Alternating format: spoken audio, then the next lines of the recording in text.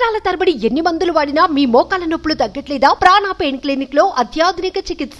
ఓ వ్యక్తి దర్జాగా అమ్మవారి ఆలయంలోకి వచ్చాడు. అమ్మవారికి భక్తితో నమస్కరిస్తున్నట్టు కొద్దిసేపు నటించాడు. అక్కడే కొద్దిసేపు అటు ఇటు తిరిగాడు.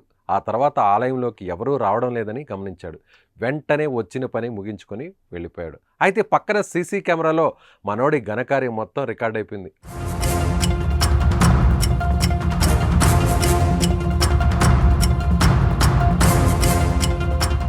అన్నమయ్య జిల్లా మదనపల్లిలోనే ఈ చోరీ జరగ్గా సీసీ ఫుటేజ్తో బయటకు రావడంతో మనోడి వ్యవహారం బయటపడింది. పట్టపగలు రోడ్డు పక్కనే ఉన్న ఆలయంలోకి వెళ్ళి దర్జాగా అమ్మవారి నగను తీసుకుని అత్తారింటికి అల్లుడు వెళ్తున్నట్టు వెళ్ళిపోయాడు. అన్నమయ్య జిల్లా మదనపల్లి బుగ్గ కాలువలో బాటగంగమ్మ ఆలయం ఉంది. అయితే ఆ ఆలయానికి ఓ వ్యక్తి సాధారణ భక్తుడిగా లోపలికి వెళ్ళాడు.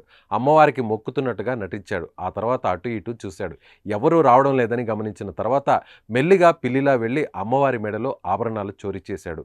ఆలయం నుంచి బయటకు వచ్చి అక్కడి నుంచి జారుకున్నాడు. మనోడు చోరీ ఘనకార్యం మొత్తం అక్కడ ఉన్న సీసీ కెమెరాల్లో రికార్డ్ అయింది. కానీ మనోడు గమనించలేదు. ఆ తర్వాత ఆలయ అర్చకులు అమ్మవారి ఆభరణం కనిపించడం లేదని గుర్తించారు. వెంటనే సీసీ కెమెరా ఫుటేజ్ పరిశీలించగా ఆ దొంగతనం ఘటన బయటపడింది. కేసు నమోదు చేసుకున్న పోలీసులు సీసీ ఫుటేజ్ ఆధారంగా దొంగను వెతికే పనిలో పడ్డారు.